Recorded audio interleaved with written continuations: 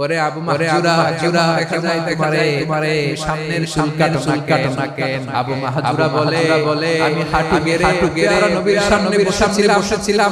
আমার এই মাথার চুলের মধ্যে মুবারক হাত লাগিয়ে নিজে আমাকে আজানের প্রতিটা বাক্য শিক্ষা দিয়েছেন বিশ্বনবী।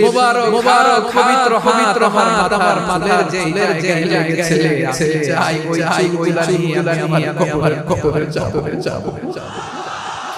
সাইয়েদনা আবু মাহজুরা রাদিয়াল্লাহু তাআলা থেকে রাগের মাথার চুলগুলা কাটেলাই।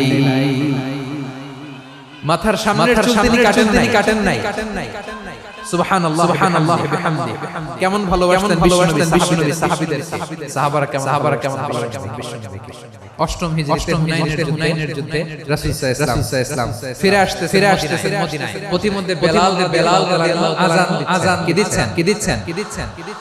তো পাশে ছিল মুশরিকদের একটা মুশরিক তরুণ কিছু অমুসলিম কিশোর তারা আযানকে ব্যঙ্গ করতেছে।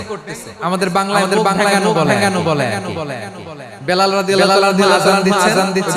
বাচ্চাগুলো ওরা আযানকে ব্যঙ্গ করতেছে, বিকৃতি করে ওরাও উদ্দেশ্য হচ্ছে আযানকে নিয়ে উদ্দেশ্য কি ঠাট্টা করা।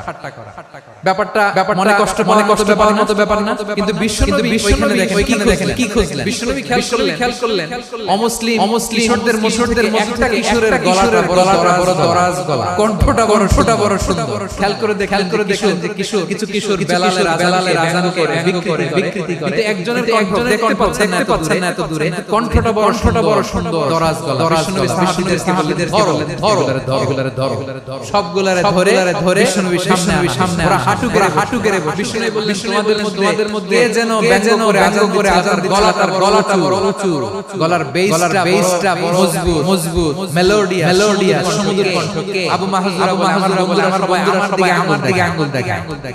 আমি পড়ে গেছি বিপদে। রাসূল সাল্লাল্লাহু আলাইহি ওয়াসাল্লাম বাকি মুসলিম তরুণদেরকে ছেড়ে দিলেন, তোমরা যাও। এবার আবু মাহজুরারে পাইছে। আবু মাহজুরা চুলের মধ্যে হাত দিলেন বিশ্বনবী, মাথায় হাত দিয়ে এবার আযান দাও। আবু মাহজুরা বলে তো আযান দিতে জানি না, কারণ আমি তো বেলালের শোনা দিছি, আমার তো মুখস্থ নাই, আমি তো আযান দিতে জানি না। বিশ্বনবী বললেন জানো না, তাহলে আসো আমি তোমারে শিখাই। সুবহানাল্লাহ। আবু মাহজুরা হাঁটু গেড়ে বসে বিশ্বনবীর মুবারক হাত আবু মাহজুরা চুলের মধ্যে। বিশ্বনবী আযানের মুআল্লিম আবু মাহজুরা ঠিক আছে তোমারে শিখাই দিচ্ছি, আমি যা বলবো আমার সাথে পারবা? আবু মাহজুরা পারবে।